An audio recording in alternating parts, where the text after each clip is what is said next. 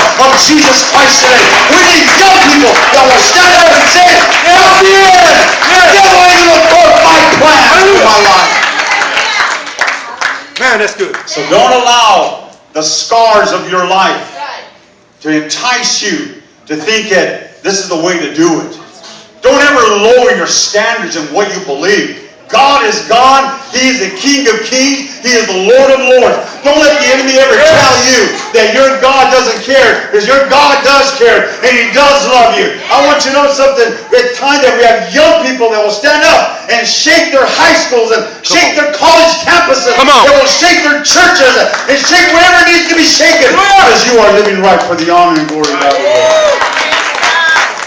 I need young people in this church that are not afraid to come up to the pastor of this church and challenge him to live right and to pray right, because maybe his spot will be taken by one of you. That's right.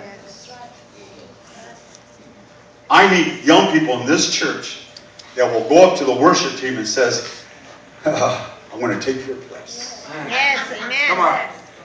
I need young people that go up to the ushers and the deacons, "I'm going to take your place." Yes. Right. You understand that? I challenge you young people to do something Yes. great and wonderful for God. Yes, amen. Don't become a statistic. That's right. Don't become part of the plan that the enemy has for you.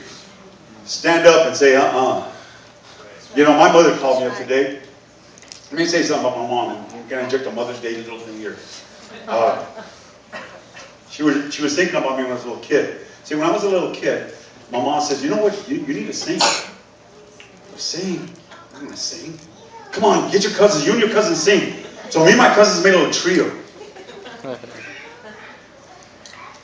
And we began to sing in church. Back then, they never let anybody sing. So we would sing. And we thought we were the Latinos or something. You know? The Kings Three, that's what they were called. Harold, Roger, and Eli. That's what they were called then. And we would sing. And my mama would be there clapping. Oh, so good. So good. And she would go, "Sing again next week."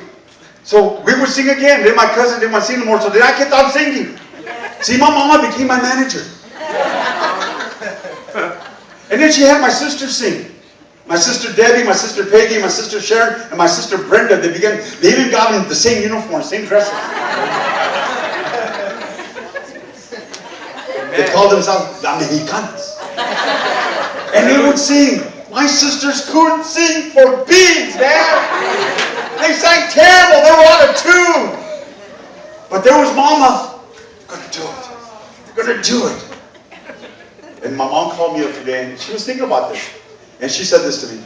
I knew that you would never be a singer. That's what she told me. But I knew that you would be a preacher. Somehow I had to get you up there. Yes. But you did it. Yes. And I thought about it, and then I remembered the song I used to sing.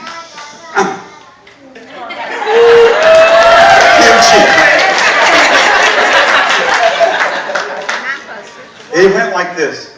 Well, I woke up this morning feeling fine. I woke up with heaven on my mind. I woke up. And that's all I remember. It sounded good, huh? She was going to sing with me.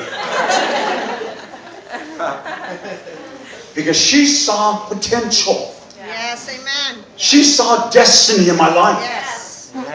And after she saw that, let me say this to all you mamas. Once you see a vision of potential with your child, you know what you're going to do? You're going to stick your nose even with the people they date. She saw in me, she saw a lion rising up. And then she said, "Who's that floozy you're dating? She's no good for you." She even called her a hoe one time. That's what my mama said. I said, "Mom, no, don't tell me. I pray. She would investigate every friend I would have. She would investigate every place that I went. When I would say I'm going to go here, she would make sure that's where I was going. Because she saw something in me that no one else saw. And I believe this morning that you as parents, especially your mamas today, you need to investigate. I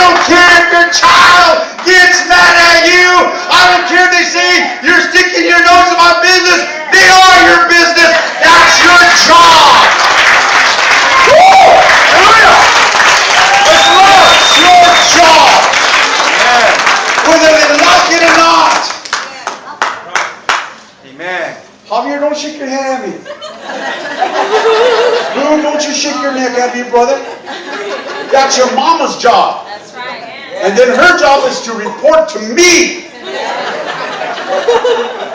right. You get that, Hannah? I don't care if you get mad at your mama. She's going to find out who you're dating, who you're texting. It's her job. I love that guy on TV that shot her daughter with the gun, the computer thing. Like, don't go to that extreme. But you know, I thought that was cool. That's a dad and a parent getting involved. Problem is, there's not too much involvement. You let your mamas get involved in your life. Amen. Right, kids? Tell her. Tell your mom. Tell them. Tell them right now. Mom, get involved in my life. Stand up and tell them. Right over here. Do it right now. Come on. Tell them. Get involved in my life. Tell them. Josiah, get up and tell your mom. Get involved in my life. Get involved in my life. It's okay with me.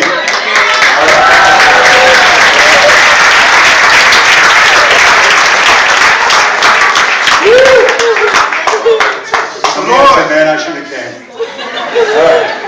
Go ahead, Sam.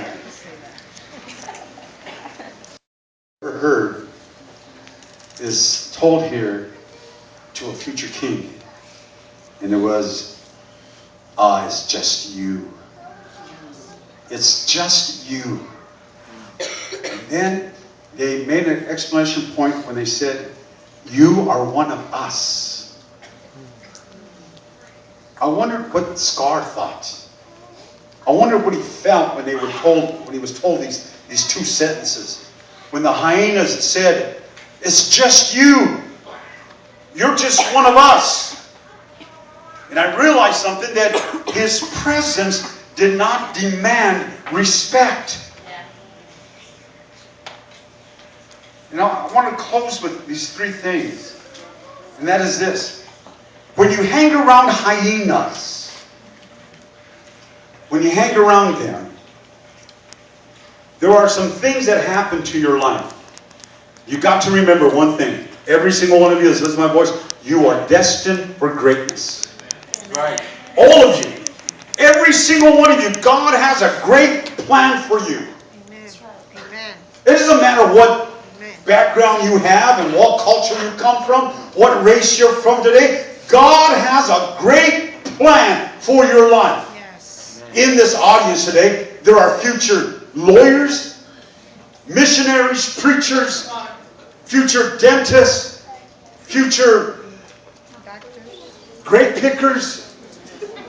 Whatever your profession is going to be, you're destined for greatness. Every one of you. And because you have greatness in you, when you hang around these guys, when you hang around hyenas, and let me tell you something about a hyena. They don't care what they eat. They don't care who they hang around with. They have no manners. They slobber all over the place. And they think they own the jungle. They think it belongs to them. And when you hang around them, there are three things that happen to you. Number one, real quick.